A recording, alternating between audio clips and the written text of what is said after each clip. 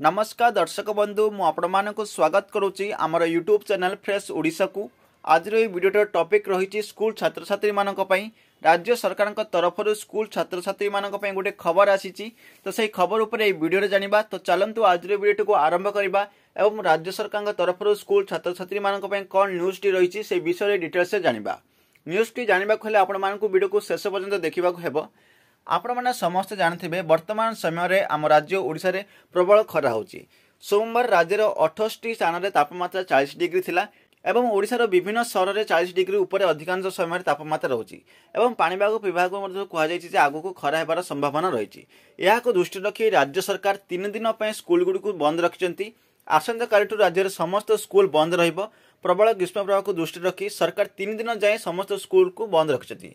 सरकारी अनुदान प्राप्त बेसरकारी समस्त विद्यालय बंद रहिबो। राज्य सरकार अनुसार आसंता काली अर्थात 18 तारीख रु 20 तारीख पर्यंत स्कूल बंद रहिबो।